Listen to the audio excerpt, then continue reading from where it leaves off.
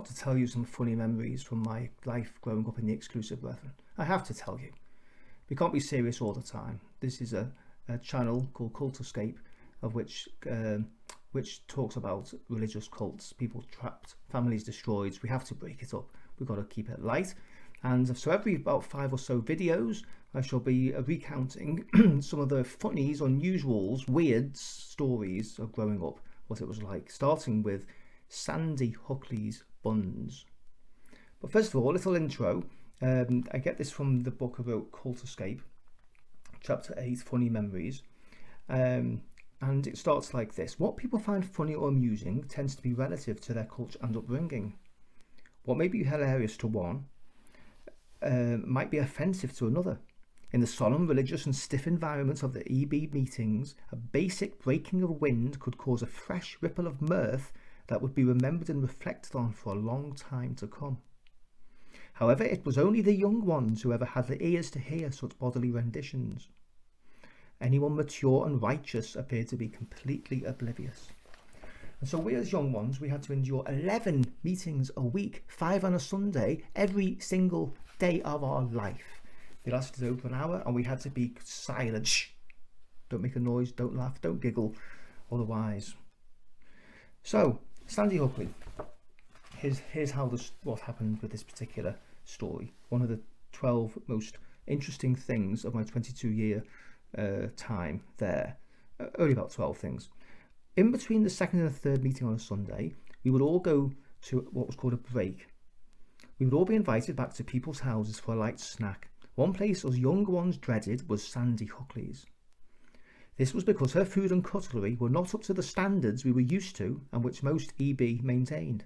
One such break found our family plus 2 other families all invited to Miss Huckley's. She was a spinster and no one knew her age as she refused to tell anyone. When she died, we could not wait to see her gravestone and learn her age.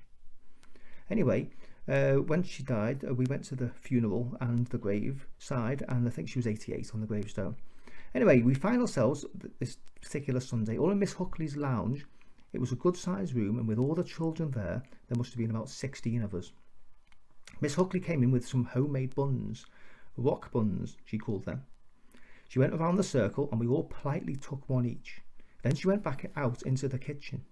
At this point, a few of us had tried to bite into our rock buns only to find they were as hard as rock, possibly because of their age. Immediately, Charlie, the oldest of one of the other families, stood up, picked up the wastebasket by the hearth and went around the circle. 16 rock buns were thrown into the basket and Charlie left the room. Miss Huckley came back in and sat down and general chit-chat started. All of a sudden, there was a thud, followed by another. Then there was another, and Miss Huckley stood up to see where the noise was coming from. She has a large patio window, and since the noise seemed to be coming from the garden, she went to the window, followed by us children. To our surprise, we saw that the thudding were white objects hitting her back fence. They were being launched from an upstairs back bedroom window, and Charlie was throwing the buns one at a time at the garden fence. Can you imagine what Miss Huckley must have thought? Only a few minutes before, she had given us all a bun, and now they were being unceremoniously hurled forcibly out of a back bedroom window. Why am I recounting this story on YouTube? Well, it's all about creating awareness, isn't it? And what goes on in some of these groups where you just have to behave yourself and be respectful. And that, as I say, was one of the highlights of the 22 years. So if you enjoyed this story, there will be more to come. Please subscribe, please like and comment. Please say what you would do in that situation. What do you think Sandy Huckley was thinking? And I will look forward to seeing you, hopefully, on the next video. Goodbye for now.